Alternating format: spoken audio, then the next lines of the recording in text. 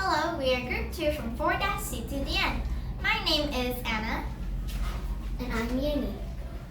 Today we are going to talk about Voices from the Past, which is why we created this storybook called Stories from the Past. I prepared a short speech for the introduction. It goes like this. Stories from earlier generations can inspire a better future by helping us make better decisions in similar situations. This means learning from the past to create a better future.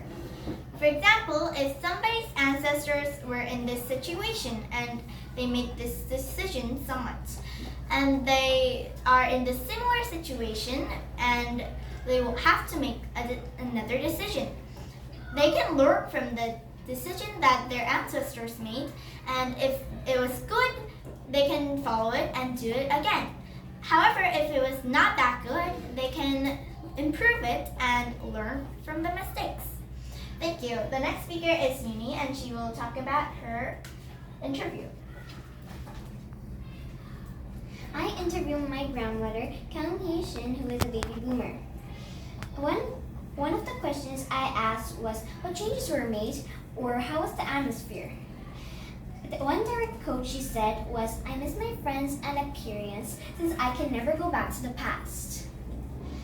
The lesson I learned after I interviewed her was that since we earned more freedom than the past, we should be more independent. Thank you for listening. I interviewed my grandfather, Han Ho Lee, which is a witch.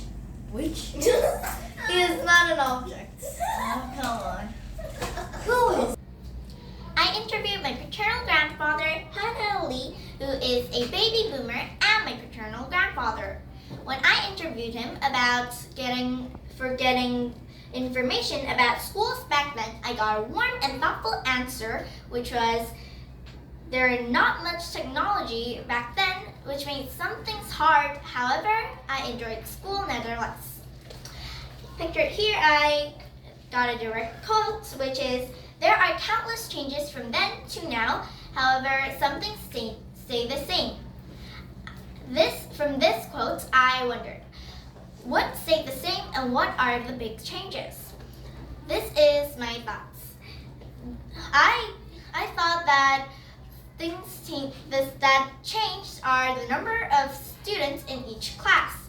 The numbers of the students in each class were much more then than now, as they had 70 students in one classroom stuck together, while we have only like 20 to 30.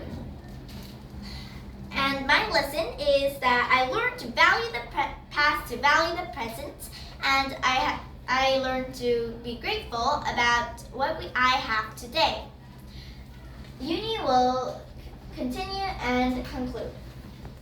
After we interviewed our family, we learned some similarities and differences. First, the past.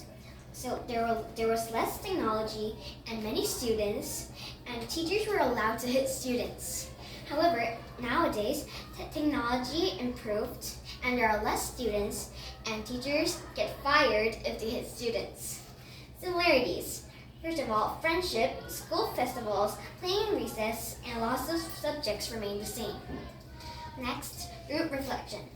We can value the present and be grateful for what we have by valuing the past. This is the answer for the first question. What lessons or wisdom did we hear from older generations? Second, even small decisions and experiences in the past can shape the present. This is the answer for the second question. How did these stories connect to the vision statement? Understand how the past helps shape the present. Even though the past seems different, it can be the roof for a big tree filled with memories. Thank you for listening.